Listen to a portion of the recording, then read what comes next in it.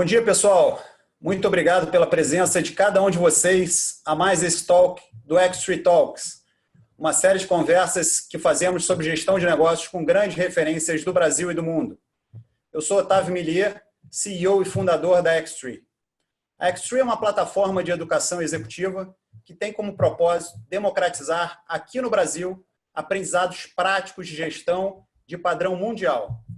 Trabalhamos incansavelmente para impactar positivamente as empresas brasileiras e ajudar a melhorar o ecossistema de empreendedorismo no Brasil. Em momentos de crise como esse que estamos vivendo, mais do que nunca, a nossa causa se torna ainda mais forte. Nosso convidado de hoje é o professor e consultor Thales Teixeira. Thales é FMR Associate Professor da Harvard Business School, cofundador da Decoupling.com, referência mundial em transformação digital. Seu livro, Desvendando a Cadeia de Valor do Cliente, é o livro de negócios best-seller número 1 na Amazon nos Estados Unidos no último mês.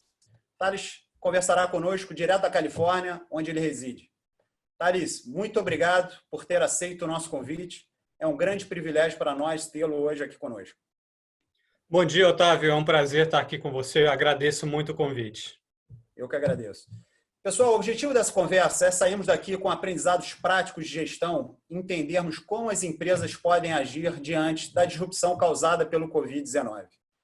Como colocado pelo Chris Zook em seu excelente livro Mentalidade do Fundador, é um livro que é muito bom, um dos meus preferidos, além do Thales, obviamente, somente 1 em cada 10 empresas consegue manter o crescimento sustentável ao longo de 10 anos.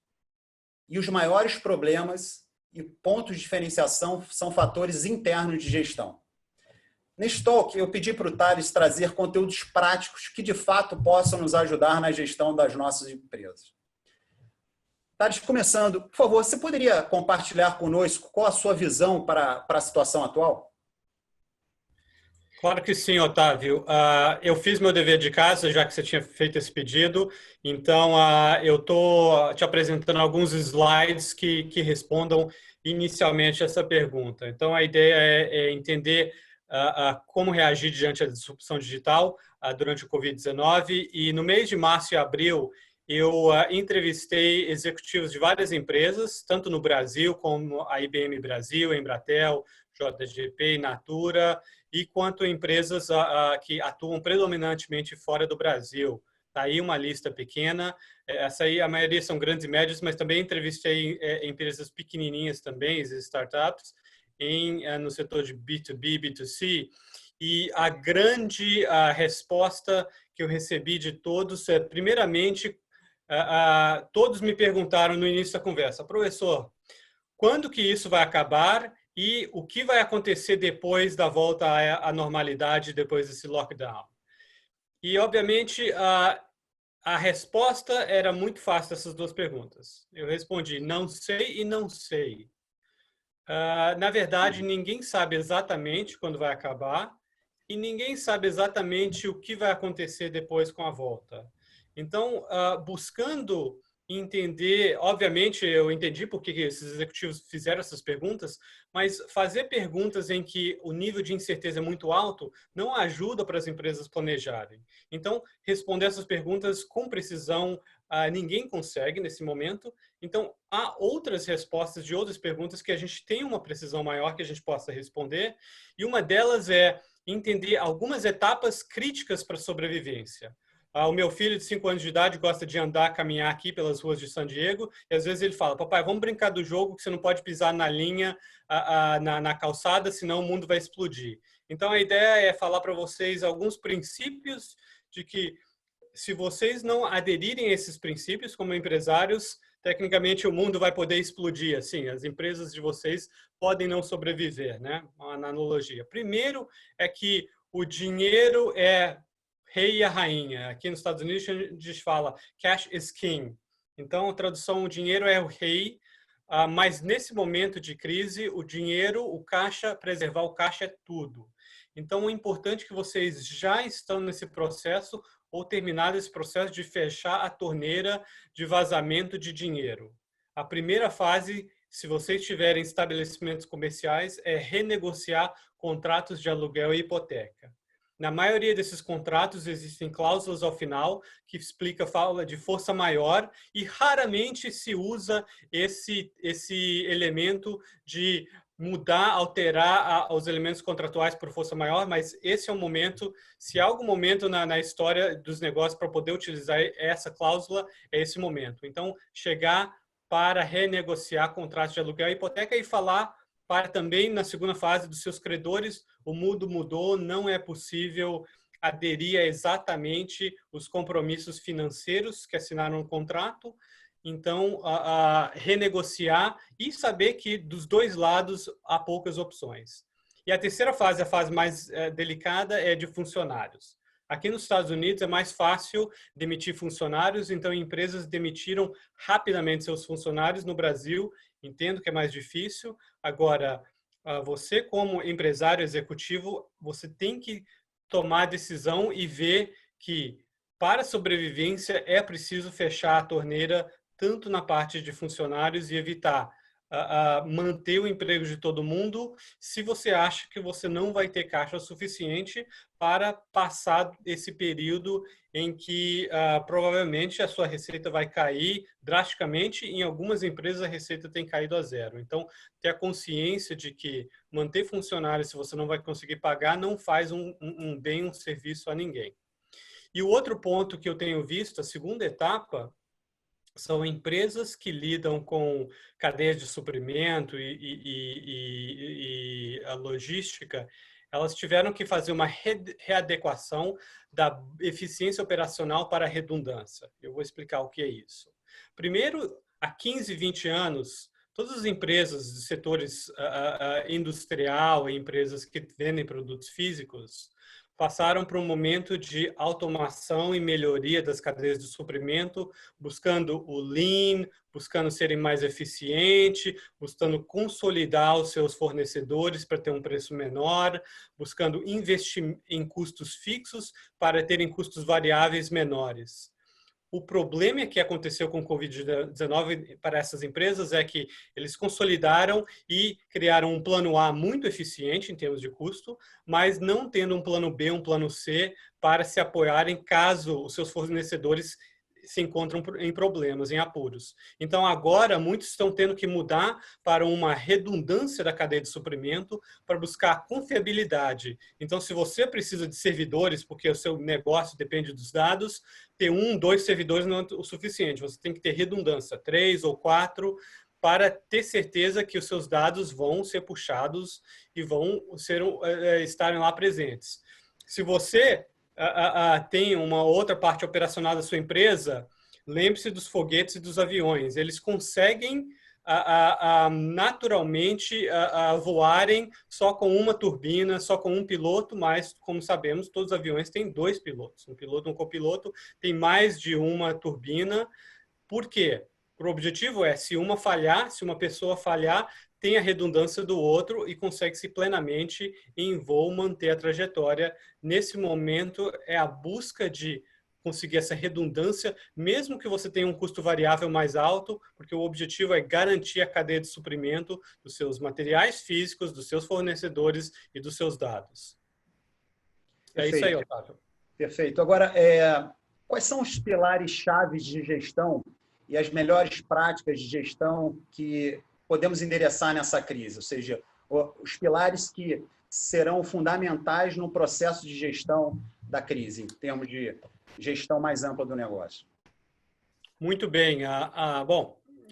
Uma das grandes mudanças que os meus clientes têm comentado, e eu tenho realmente empurrado alguns deles que ainda não se adequaram rapidamente, é saírem da etapa tradicional, do modelo tradicional de planejamento estratégico para um planejamento bem mais reativo e just in time. Eu vou explicar o que é isso.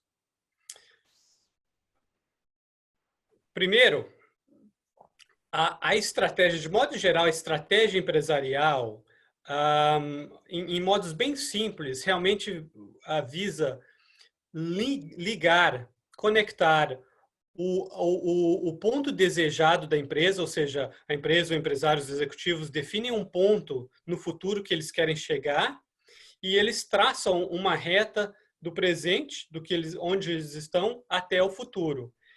De modo análogo, é muito parecido com uma viagem de carro de longa distância. Você primeiro define onde você quer ir, né, onde você quer chegar. Então, quero ir, sabe, para o Ceará. Você olha as possíveis rotas e você escolhe uma rota e depois por último, você define os recursos que você precisa comprar, adquirir, construir e os riscos ao longo dessa jornada e você tenta manter esses recursos para essa longa jornada. E esse é o planejamento estratégico que empresas fazem, algumas fazem 7 anos, outras 5, outras 3. O problema é que agora com o Covid-19, essa metodologia não é mais possível. Não é mais possível porque a incerteza cresceu de uma forma muito alta. Agora é extremamente incerto saber o que vai acontecer daqui a alguns anos.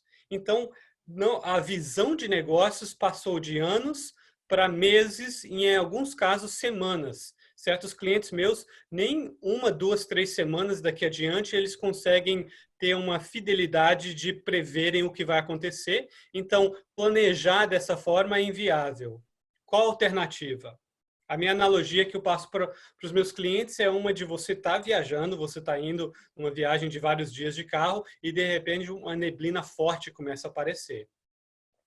Nessa neblina, o que acontece é que a sua visão, a sua capacidade de prever no futuro o que vai estar na sua frente, oportunidades e ameaças, completamente desaparece. Você tem que reagir no momento, você tem que absorver informação à medida que ela vai aparecendo. A cada minuto você vai vendo, tem um caminhão, tem um obstáculo, tem uma saída, tem uma curva, e você tem que tomar pequenas medidas para se readequar ao ambiente que está à sua frente. Então, você sai dessa visão de longo prazo e você tenta evitar as barreiras ao contornar a cada dia, a cada hora, você tenta readequar o que você estava prevendo. Então, passar para esse ambiente é muito importante.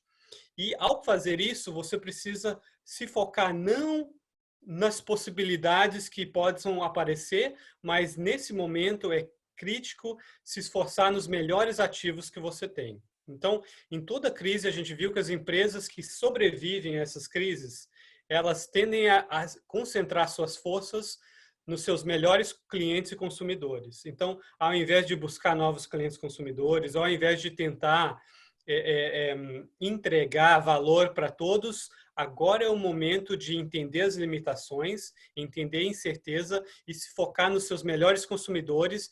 E o objetivo é manter o relacionamento próximo deles, para que quando saírem da crise todos, a volta à continuidade até a melhoria do relacionamento.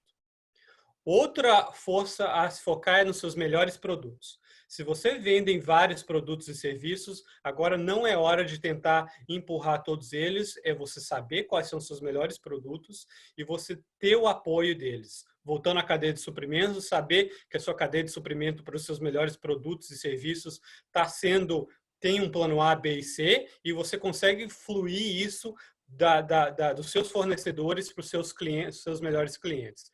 Não é o momento de tentar criar coisas novas.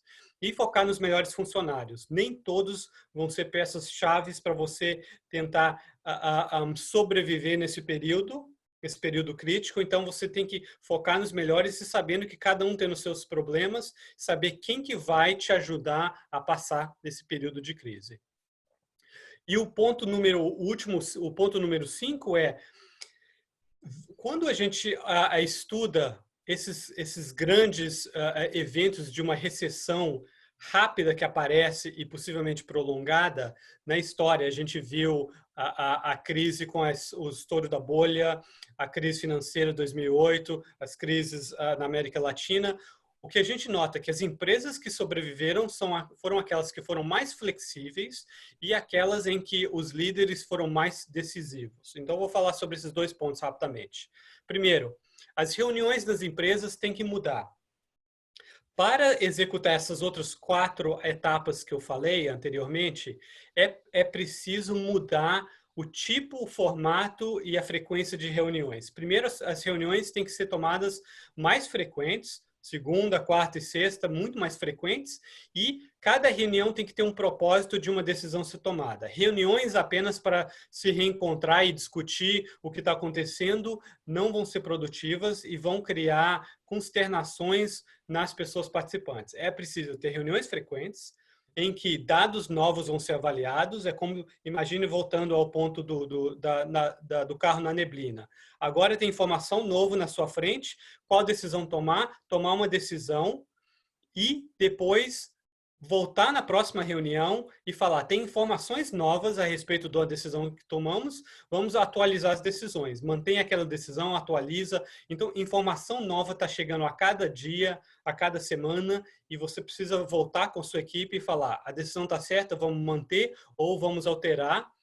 E saber que tem que tomar várias pequenas decisões, mas em algum momento é preciso tomar poucas grandes decisões. E essas são as decisões em que possivelmente o futuro da empresa está em jogo, então evitar tomar sem ter informação suficiente, mas saber que quando todos estão de acordo que essa decisão precisa ser tomada, é preciso ter a convicção de agir em cima para, como eu falei inicialmente, para manter a sobrevivência da organização.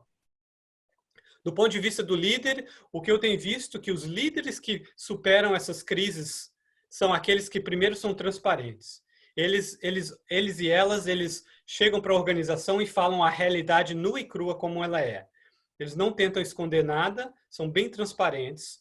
Então, são transparentes no fenômeno, o que está acontecendo, são transparentes em si mesmos, as incertezas, e são transparentes nas decisões e no processo que vai ser tomado, e é o líder bem decidido. Na hora que a decisão precisa ser tomada, ele ou ela não vai ter o pé atrás e falar, vamos tomar a decisão, vamos ver o que vai acontecer, e é possivelmente que a gente vai voltar atrás.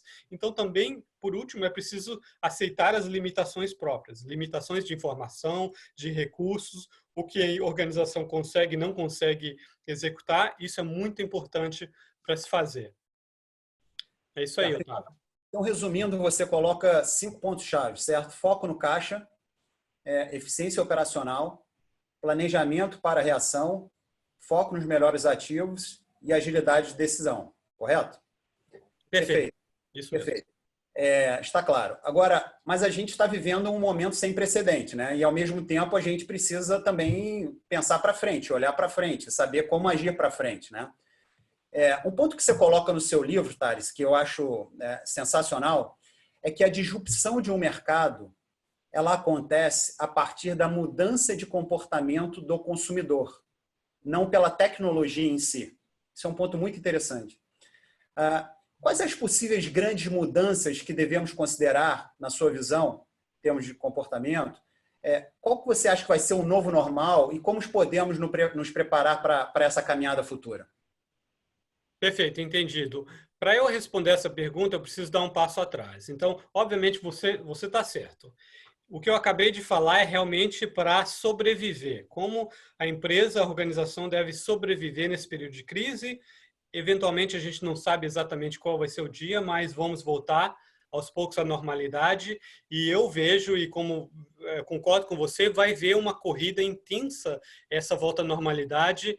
E eu acredito que essa próxima corrida, na volta à normalidade, vai ser uma corrida, primeiro, morro acima, vai ser difícil para os executivos e empresários, e vai ser uma corrida que vai ter tempestade durante essa caminhada.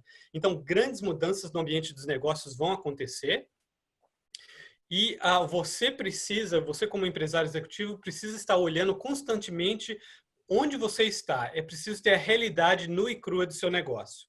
As 3 perguntas que eu falo para os meus clientes constantemente se perguntarem, eu ajudo eles a manterem realisticamente as respostas, primeiro, isso vai continuar? A demanda da sua empresa caiu, se estabilizou, cresceu? Vai continuar nessa trajetória após a volta à normalidade? Segunda pergunta, essa demanda vai recuperar ou não?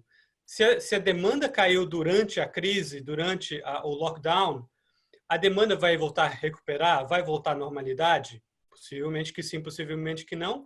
E a terceira pergunta essa demanda, uma parte dela vai migrar para o digital, vai migrar para o online ou vai seguir no online como tem sido anteriormente. Então, o mapa que eu gosto de mostrar para eles é esse mapa aqui. Primeiro é o mapa onde o eixo X explica aonde está vindo a demanda. A demanda está predominantemente offline, online, uma combinação. E essa demanda é uma demanda alta ou baixa? Em muitos dos meus clientes, a demanda tem ficado offline e era uma demanda que caiu em relação ao que era há um mês e meio atrás. Então, a primeira pergunta, onde está nesse gráfico o seu negócio? É importante você saber onde que você está. E a pergunta 2 e 3 é para onde que você vai? Qual a trajetória? Com a volta da normalidade, essa demanda vai voltar a crescer? Em muitos casos, o que a gente imagina, vendo os dados e fazendo uma análise mais correta, a gente vê que a demanda vai crescer, outras vai ficar estável, outras vão até cair, mas para onde que ela vai depois? Para onde que vai haver essa migração? E nesse mapa, o que eu tenho visto que há 3 tipos de empresas. Primeiro, é um grupo de empresas que eu chamo desse balde vermelho, é o grupo de empresas em que a demanda caiu durante o Covid-19 e a demanda vai continuar menor. Um exemplo são empresas de cruzeiros. As empresas de cruzeiros, a meu ver, a demanda caiu para 0 e vai continuar extremamente baixo pelas próximas décadas. Por quê? Muitas pessoas viram que existem navios e pessoas que pegaram a doença e ficaram à deriva no mar, sem nenhum país receberem esses navios. Então, a minha percepção é a pior possível para essas empresas. Eu acho que talvez os nossos filhos, daqui a algumas décadas, vão se aceitarem a entrar num navio e ficarem uma semana, um mês pelo mar, sabendo, sem lembrar do risco que correram com uma nova doença como o vírus do Covid-19. Então, no caso desse tipo de empresas em que a demanda cai drasticamente, é preciso reduzir os custos, vender alguns ativos, vender navios, obviamente você vai vender a preços baratos, e mudar o negócio. Agora, como você mudaria o negócio para uma empresa de navios, imaginando que a demanda vai cair, ficar baixa pelas próximas décadas? Uma opção é transformar um navio e colocar no cais, colocar um navio e virar um parque de diversões de dia, ou um hotel para que você fique, só que o navio sair e ir para o alto mar e ficar semanas, muito poucas pessoas vão se aceitarem a esse risco. Então, mudanças drásticas há de virem. Um outro grupo de empresas são que a demanda vai voltar ao que era antes, mas vai migrar muito do offline para o online. E um exemplo desse é academias. Academia de ginástica, as pessoas vão voltar a se exercitar. Agora, ficarem no ambiente fechado, com muita gente próxima de você, suando, respirando, transpirando, encostando em metal, vai ser uma coisa que muitas pessoas vão preferir não fazer. Algumas vão voltarem, mas muitas vão preferir não fazer, então vão querer fazer em casa e usando tecnologias, né? Então, nesses casos, esses tipos de empresa devem reduzir os ativos físicos, mudar o modelo de negócios, terem uma componente online para se digitalizar, porque a demanda vai cair do que era antes e vai migrar para o online. E outro grupo de empresa, a demanda vai eventualmente voltar ao patamar que era antes e vai ficar offline, e nesse caso são coffee shops e alguns outros restaurantes. Então, a volta vai voltar ao normal, então você deve voltar ao seu negócio ao normal, você deve olhar os seus pontos comerciais, fechar alguns e adequar, mas basicamente vai ser uma recuperação lenta. Então, após você decidir em que grupo a sua empresa está, demanda vai cair, demanda vai voltar, mas migrar online, ou a demanda vai voltar e ficar no offline, é preciso entender que você, a tua empresa, não está sozinha nisso. Os seus fornecedores e distribuidores também vão se adaptar, vão se adequar e vão ter problemas similares aos seus. E um resultado de pesquisas de empresas que sobreviveram e cresceram com a bolha da internet nos anos 2000, a gente viu muitas empresas que foram disruptadas, foram à falência, e o fator determinante foram algumas que foram desintermediadas. Eu vou explicar isso um pouquinho mais. Basicamente, após toda crise, há um risco de desintermediação. Desintermediação significa que o seu fornecedor, ao invés de esperar e fornecer para você, e você você, ou você revende, ou você produz algo e você vende para o seu cliente, o seu fornecedor pula você, te desintermedia e começa a vender para o seu cliente. Então, eu tenho um cliente que é uma empresa de cinema, de luxo, e, obviamente, o risco de desintermediação é extremamente alto nesse caso. Por quê? Porque o fornecedor do meu cliente são empresas que fazem filmes, Hollywood. E, nesse momento, Hollywood está desintermediando os cinemas, tentando vender e alugar filmes diretamente para nós, consumidores finais, via aplicativos como iTunes e outros. Então, a empresas de cinema e outras podem ser altamente desintermediadas e perderem seus negócios. Outras empresas, como lojas de roupa, o fornecedor da loja de roupa, como a Gap ou qualquer outra loja que fabrica roupa, são realmente as fábricas na Ásia, na China, na Bangladesh e tudo mais. Aí o risco de desintermediação é moderado, depende de onde que você tem os seus fornecedores. Se forem fornecedores de Bangladesh, por exemplo, é improvável que eles vão te desintermediar. Mas fábricas chinesas vão tentar pegar no seu produto e venderem diretamente online para clientes no Brasil, nos Estados Unidos e outros. Então, é um risco moderado. E, por fim, coffee shops. Obviamente, o seu fornecedor é o agricultor que fabrica café. Muito improvável que esse vai criar lojas de café para vender café expresso e te desintermediar. Então, o risco aí é baixo. O terceiro ponto é que os consumidores vão considerar uma nova dimensão. E está aí a resposta, Otávio, a uma das perguntas que você fez. A minha percepção é, olhando a metodologia da cadeia de valor do consumidor, e aqui está um exemplo de qual a cadeia de valor de uma pessoa que vai no restaurante. Primeiro, ela vai, escolhe o restaurante, depois ela vai, reserva uma mesa, se for um restaurante badalado, sexta-noite, vai no restaurante, ocupa a mesa, consome bebidas e refeições, e depois paga a conta. O que estamos vendo, o que vai acontecer, a mudança do comportamento do consumidor, não apenas em restaurante, mas em vários estabelecimentos, é que na hora de escolher o restaurante e antes de reservar a mesa, o consumidor vai perguntar a si mesmo se é seguro ir para esse estabelecimento. Será que vai ser seguro para mim ir nesse restaurante? Se a resposta é sim, ele vai reservar a mesa e continuar a trajetória, a jornada. Se a resposta não, pode escolher um restaurante alternativo. E se não achar que é seguro ir para qualquer restaurante por medo de estar próximo às pessoas e contrair o vírus, a pessoa provavelmente vai escolher ou o delivery, entrega em casa, ou fazer comida alternativa aos restaurantes. Esse elemento é um elemento muito mais geral, em que a gente imagina que essa nova dimensão das pessoas se perguntarem, é seguro eu fazer a compra numa loja física ou estabelecimento físico, é seguro eu consumir essa atividade, esse entretenimento, vai vir à tona para várias pessoas, consumidores, em vários mercados.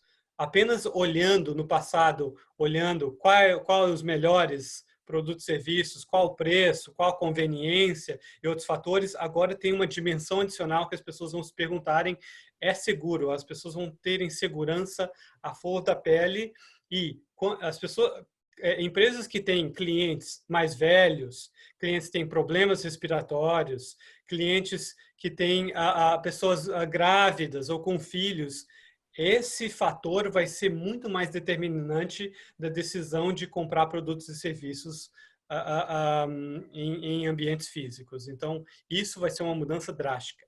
E com essa mudança, o decoupling, que é um dos conceitos do meu livro, o decoupling vai acelerar nas startups e isso vai guiar muita disrupção. E para dar um exemplo, voltando ao restaurante, um exemplo de decoupling, veja que há um tempo atrás, esse restaurante próximo de onde eu moro, um restaurante de comida tailandesa, no passado, esse restaurante executava todas as atividades para mim na minha cadeia de valor. Ou seja, eu escolhi o restaurante porque o Turmeric Thai fazia propagandas e eu reservava a mesa com eles. Eu iria no restaurante deles, ocupava a mesa deles, pedia bebidas e refeições, comidas e pagava conta. O que tem acontecido nos últimos 10 anos são, ao invés de esse restaurante executar certas atividades para o cliente na cadeia de valor, outras startups digitais têm executado certas atividades. Por exemplo, aqui nos Estados Unidos, o Yelp é um lugar em que muitas pessoas vão para avaliar que restaurante ir. e depois a reserva da mesa é feita num aplicativo chamado OpenTable. Hoje em dia eu vou com a minha esposa muitas vezes de Uber para o restaurante e, obviamente, ainda ocupo a mesa do restaurante e peço bebidas e refeições. Mas está cada vez mais ainda em voga o Cloud Kitchens, que são cozinhas industriais fora dos restaurantes onde os alimentos são feitos.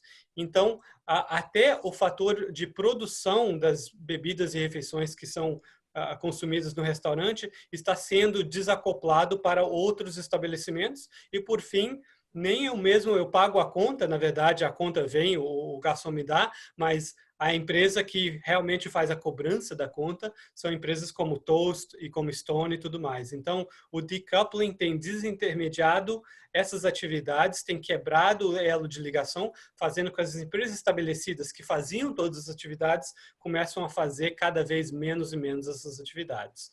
Então, acho que isso explica muito o elemento que você tem perguntado de o que está acontecendo, como se preparar para essa nova jornada e como o comportamento do consumidor está mudando face a essa nova realidade. Interessante.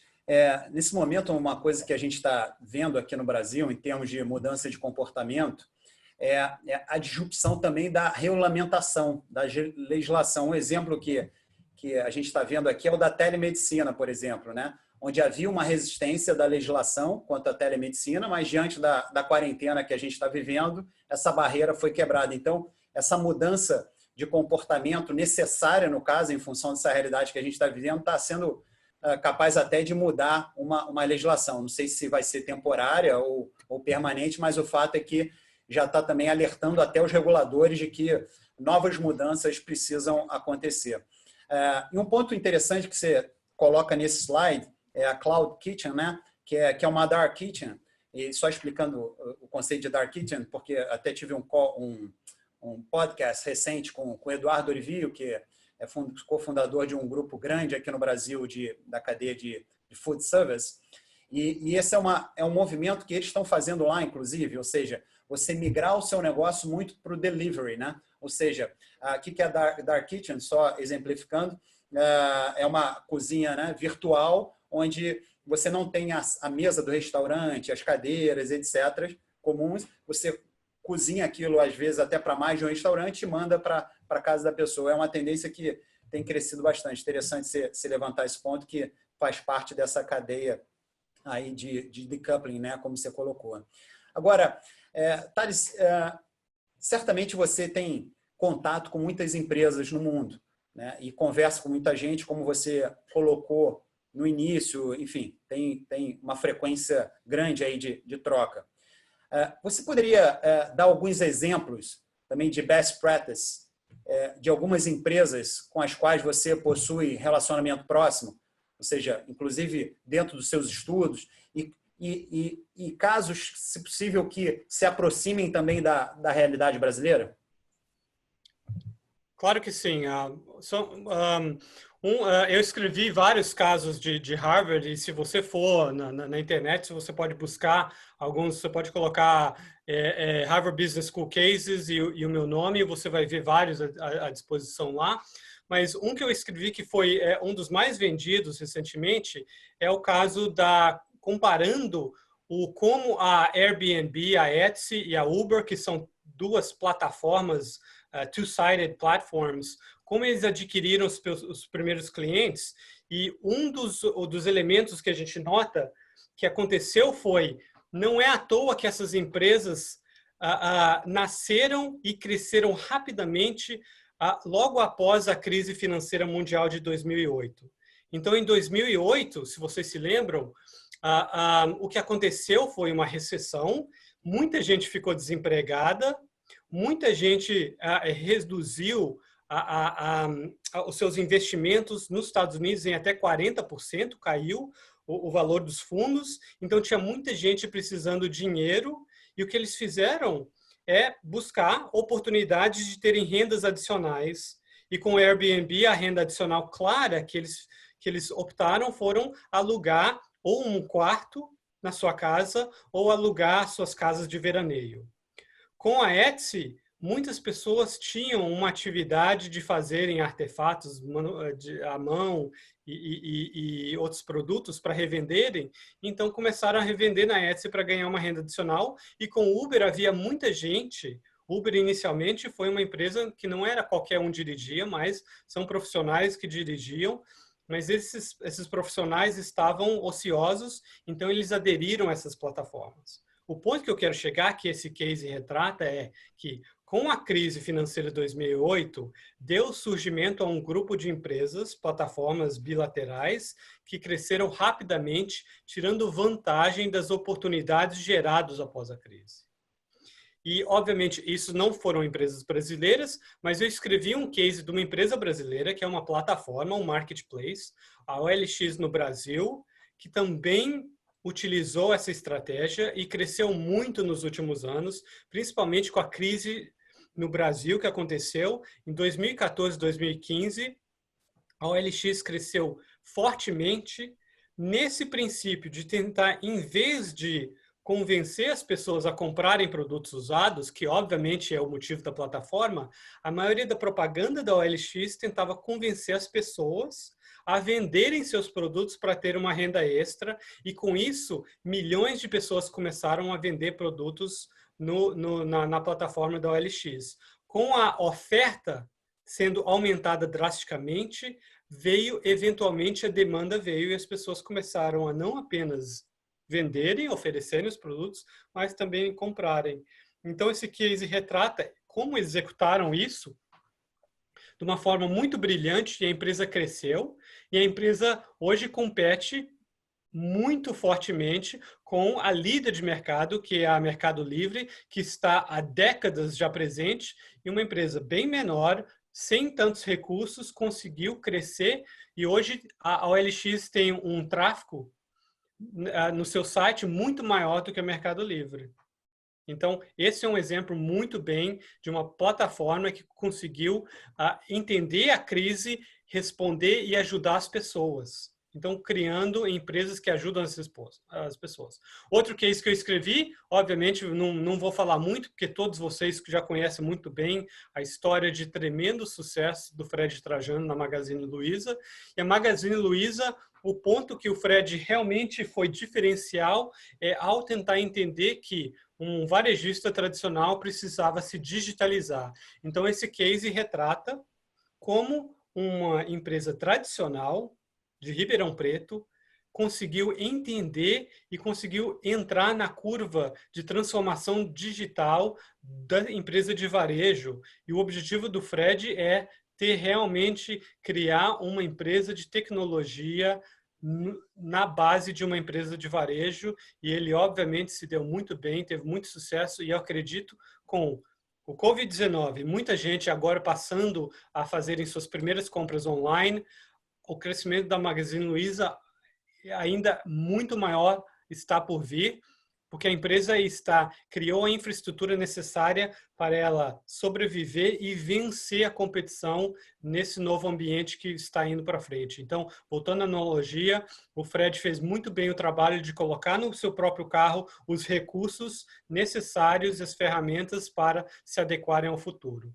Então, tá aí alguns 3 cases, espero que vocês possam ler em mais detalhes eventualmente, e isso dá subsídios para vocês entenderem as oportunidades que estão por vir. Perfeito, e certamente não serão poucas, né? Porque, enfim, dentro de um conceito até de perpetuidade de um negócio, a gente sempre tem que estar olhando para o core business, né? Para a atividade central, mas também pensar no novo ciclo de crescimento. E isso aí você traz alguns casos que ilustram bem isso.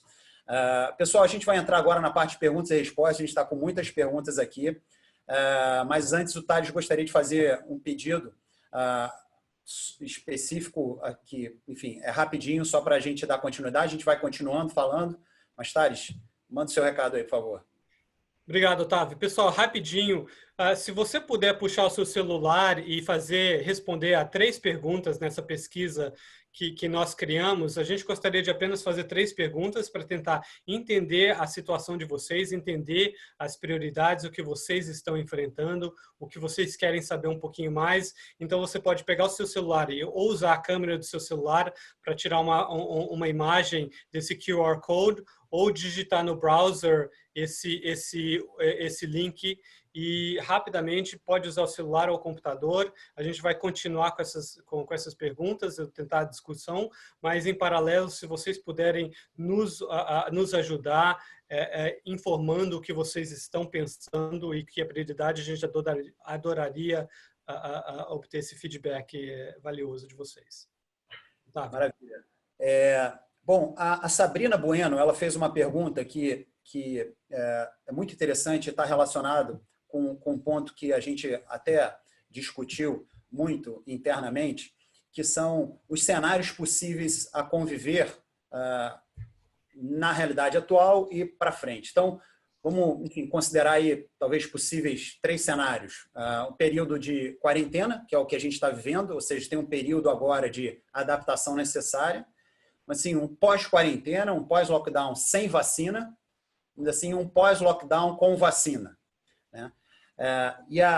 E a Sabrina, ela coloca se pós o Covid, né? E aí trabalhar com esses cenários, se você imagina que haverá uma mudança significativa das empresas se planejarem após esse cenário, ou seja, então a primeira pergunta é: você acredita nesses 3 cenários em termos de comportamento do consumidor? Você acredita que são esses cenários possíveis mesmo? Que a gente ouve muito as pessoas falando, é lockdown, pós-lockdown com vacina, sem vacina. Isso, na sua visão, é real? Primeiro ponto. E como que as empresas, então, se planejariam para esse cenário aí, vamos dizer assim, seguinte, que a gente está por ver?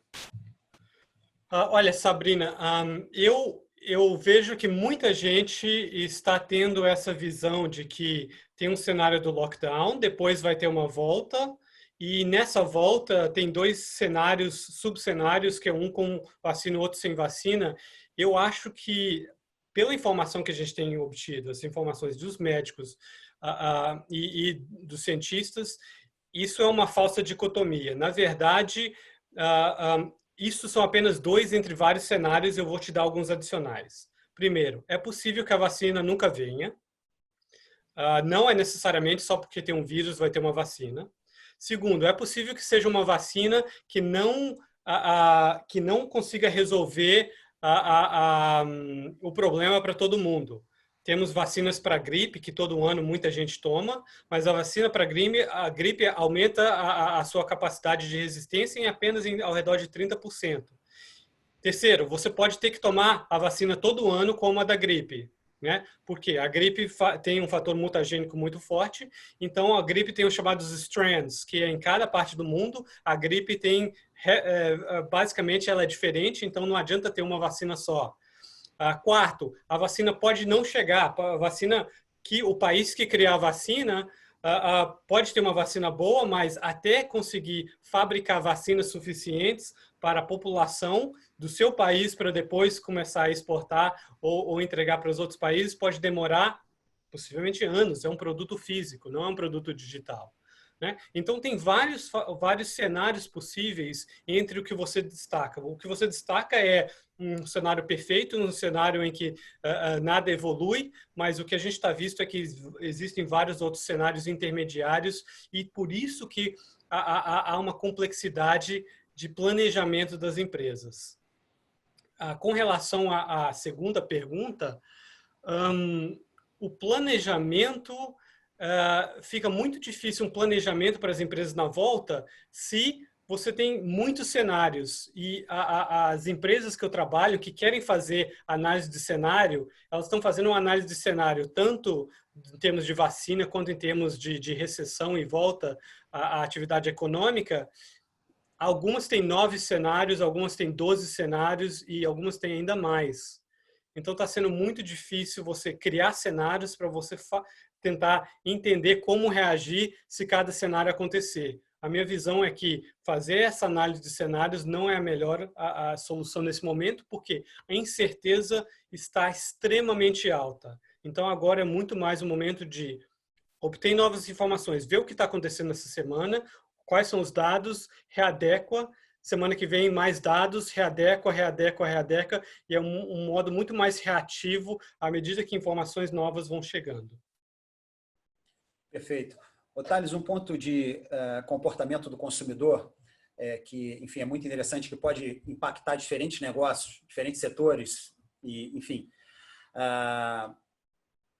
Hoje a gente já está vendo uma mudança de consumidor, uma mudança de comportamento dos consumidores, onde as pessoas precisam trabalhar de casa, não podem ter suas atividades normais, não podem ir à academia, como você falou, não pode, enfim, não pode ir a um restaurante, etc. Agora, além do óbvio, essa é uma pergunta que eu fiz essa introdução e puxando com a pergunta aqui do Rafael, que inclusive é um membro da Xtree. Além do óbvio, o que você pode nos ajudar em ver em termos de mudança de comportamento para frente? Olha, a verdade é que consumidores diferentes, cada um vai vai ter mudança comportamental diferente. Então, ao invés de a gente pensar os consumidores, no geral, vão fazerem, pensarem, agirem de tal forma, é muito mais prático para os empresários olharem os seus próprios clientes e tentar entender o que esse grupo vai mudar.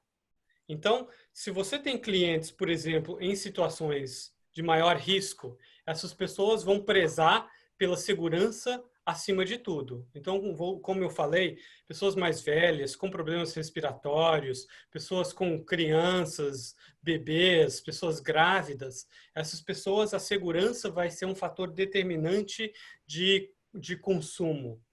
As pessoas vão tenderem a ir menos em lugares em que há muita gente.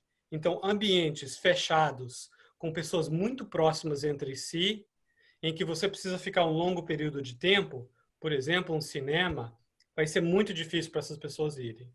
Agora, outras pessoas, jovens, sem problemas de saúde, podem voltar próximo ao comportamento do que era antes. É difícil eu tentar prever o que cada grupo dos consumidores seus vai agir. O importante é que vocês tenham um relacionamento próximo deles, conversem com eles regularmente e entendam quais são as novas dificuldades deles e quais vão ser as alternativas.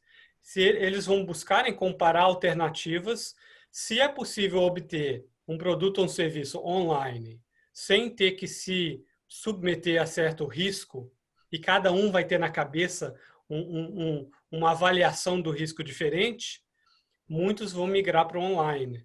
E o importante não é o que eu penso que vai ser o grau de risco, ou o que vocês pensam. O importante é o que o consumidor pensa no grau de risco que ele ou ela está se submetendo. E vão aparecer muitas novas tecnologias que vão buscar dar exatamente esse conforto de avaliar o risco. Então, eu estou com conversa com algumas empresas brasileiras que querem ter aplicativos que ajudam ao consumidor a determinar onde quer que o consumidor esteja ou queira ir, a densidade populacional e o risco das pessoas naquele lugar terem não apenas o Covid-19, mas qualquer doença respiratória, para que as pessoas possam tomar decisões de onde ir ou não ir, dependendo da percepção de risco. Então, novas tecnologias vão tentar ajudar os consumidores nesse sentido. Vocês têm que entender e saber como utilizar essas tecnologias e ver se você está oferecendo produtos e serviços que os consumidores vão ter um risco percebido alto. Perfeito. Um ponto que a gente vem observando aí de um tempo para cá é uma ênfase muito grande das empresas na experiência, né? Então fala-se muito em experiência. Agora a gente está vivendo uma disrupção da realidade do consumidor, né? E de comportamento, inclusive, como você colocou. Você acha que dentro desse contexto que a gente entrou agora, a segurança no comportamento do consumidor, ela vai ser um fator de decisão que vai se sobressair em relação à conveniência, à experiência, ou de alguma forma, porque o online ele é conveniente, mas em termos de experiência é diferente. Como que você entende que vai haver essa combinação de experiência do presencial com online em determinados casos? Perfeito. Se a gente pensar num ambiente de... imaginamos ir num shopping para comprar roupa. Muita gente adora a experiência de fazer essa compra. Gosta de ir nas lojas, ver as pessoas, caminhar, andar e gastar horas e horas comprando roupas. Tem um grupo de pessoas que gostava dessa experiência e prezava isso a despeito do fato de pode não ser a melhor conveniência.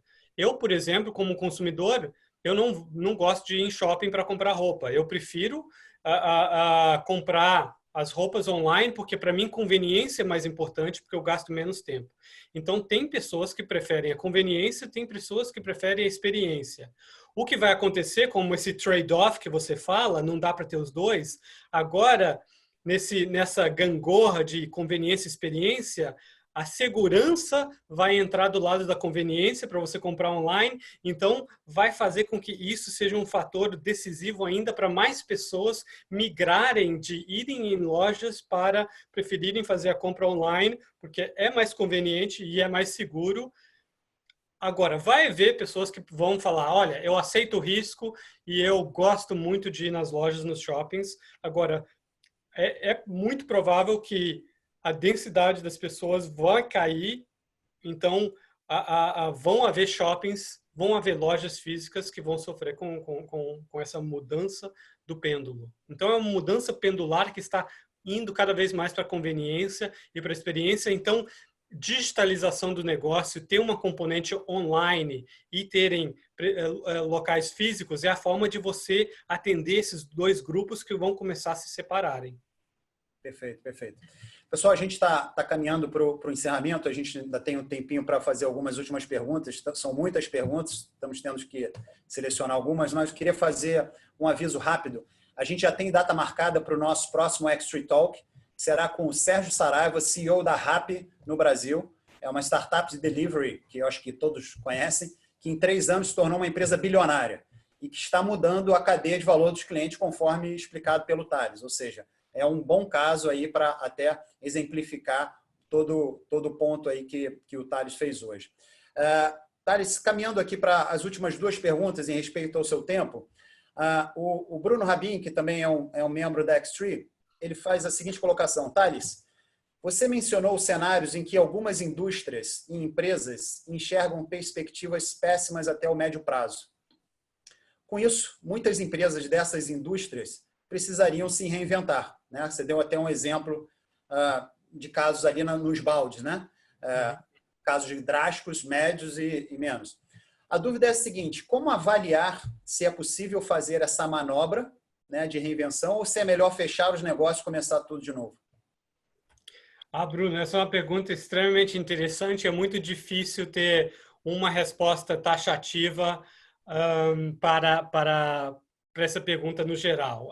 No caso extremo, eu diria para você, eu recomendaria você pensar no longo prazo e pensar no modelo de negócios que você acha que seria ideal. Qual o modelo de negócios que você acha que funcionaria bem? E você olha o teu modelo de negócios atual e você tenta ver a diferença de recursos, de skills, de ativos necessários para chegar de onde você está até o que seria necessário.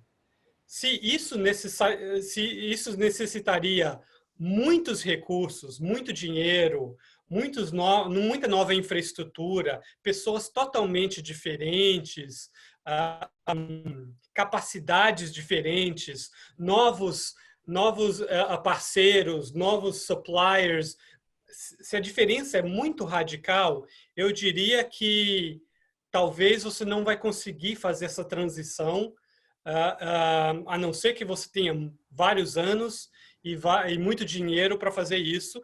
E eu diria, continua com a empresa do jeito que está e, eventualmente, o lucro dessa empresa, você começa a usar uma parte do lucro para tentar criar um novo modelo de negócio separado, em paralelo, que você possa tentar crescer para o que vai ser aquela nova empresa. Mas eu não diria que se o gap é muito grande, que você deva converter essa empresa na outra. Agora, se você achar que com poucos novos recursos, com pouca adequação, com os mesmos funcionários, com os mesmos parceiros, você consegue fazer uma transição, aí eu diria que pode ser que vale a pena e que se você vai conseguir, que você deva seriamente pensar na possibilidade de converter ao invés de fechar essa empresa. Mas eu diria, só fecha a empresa se a perspectiva de morte é quase certa e fechar a empresa é melhor do que gastar dinheiro a fundo perdido, que vai se deteriorando e o fechamento é praticamente garantido. Então, é essa metodologia que eu utilizaria. Agora, dá uma lida no case do Magazine Luiza. Lojas físicas resolveram virar uma empresa digital. Obviamente, Magazine Luiza tinha bastante caixa para fazer isso e tinha a convicção de que o futuro seria isso, com a entrada da Amazon teria que competir nesse sentido. Mas muito boa pergunta, que não tem uma resposta taxativa. Perfeito, perfeito. Bom, uma última perguntinha, Thales, antes de pedir a sua mensagem final. Nós somos brasileiros, você também é brasileiro, nós todos somos brasileiros que estamos assistindo aqui essa conversa. Você está aí nos Estados Unidos, já vive há muitos anos nos Estados Unidos, e a gente está aqui no nosso país e, enfim, suando a camisa todos nós e com as variações aí que são específicas de Brasil, né? Como a gente viu recentemente, tal, mas eu não vou entrar nesse campo. Mas tem uma pergunta do Alexandre Colombo, e que ele pergunta, relacionada a esse contexto de negócios, se você entende que a recuperação, se vai haver uma diferença de recuperação entre as economias em desenvolvimento ou emergentes, como o Brasil, e os países ricos, como os Estados Unidos, onde você reside, por exemplo. Quem que fez essa pergunta mesmo? Alexandre Colombo, ele também é um membro da Expo. Alexandre, olha, eu tenho poucas convicções, mas essa é uma que eu tenho uma convicção muito forte. Vai haver uma diferença muito grande entre países ricos e países em desenvolvimento, e o fator se dá aos recursos acumulados ao longo dos últimos anos. Da mesma forma que as pessoas mais humildes, as pessoas das classes mais baixas, vão ter quase uma reserva de capital durante esse período para poderem utilizar, usufruir, versus quem é de classe média alta, que vai ter recursos acumulados que, mesmo que você fique desempregado ou sua empresa tenha receita mais baixa, nós temos recursos para suprir. Eu, por exemplo, tenho recursos acumulados da época das vacas gordas, que os meus negócios agora caíram, porque eu não posso viajar, eu viajava muito, agora os meus clientes caíram e tem uma pausa e eu consigo ter recursos para me manter nesse período. A mesma coisa acontece com países como Estados Unidos, Alemanha, tiveram vários anos, e nos Estados Unidos, desde 2009 até agora, num crescimento muito forte, e isso criou recursos financeiros para as empresas e as pessoas conseguirem, e ao governo conseguirem utilizar nesse momento crítico, e agora o governo está queimando dinheiro que acumulou recursos e está conseguindo imprimir novo dinheiro para manter a recuperação.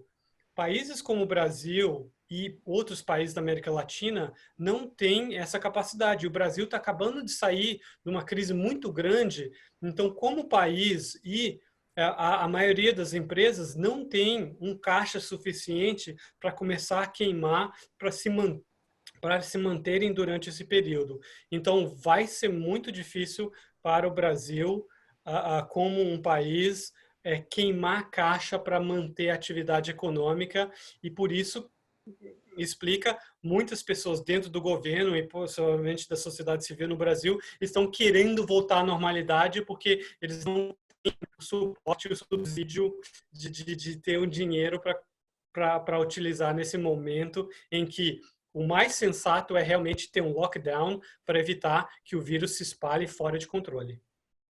Perfeito, Thales. Muito obrigado. Você poderia, por favor, antes do meu agradecimento aí final a você, você poderia, por favor, deixar uma mensagem uma mensagem final aí para todos que estão nos ouvindo.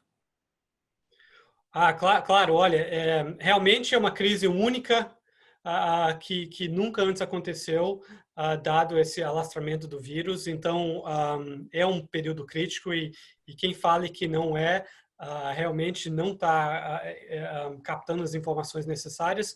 Mas o que a gente olha do passado é que, com essas crises, criou-se muitas oportunidades no ambiente dos negócios, né? Não é à toa que, com o estouro da bolha da internet nos anos 2000, com a volta, criou-se empresas como a Amazon e a Google, que cresceram enormemente nos anos seguintes. Com a crise financeira em 2008, como eu falei, criou-se empresas como a Airbnb e Uber, empresas que eram gigantescas rapidamente. E eu tenho plena convicção que, com a volta da normalidade, depois dessa crise, vão aparecer um novo grupo de empresas, startups, empresas tecnológicas, que vão criar e dominar certos mercados. Então, vão haver oportunidades gigantescas após essa crise, essa recessão, e é preciso estar olhando para essas novas oportunidades e se adequarem para poderem estar próximos e extraírem isso. Mas vão haver, então, tenho a convicção que se vocês estiveram olhando, lendo, conversando com seus clientes, porque é dos clientes que você vai ver as novas oportunidades. E está aí a minha mensagem positiva: olhem para as novas oportunidades, tendo um relacionamento com seus clientes. Que bom que é uma mensagem positiva. Bom, Thales, muito obrigado pela aula.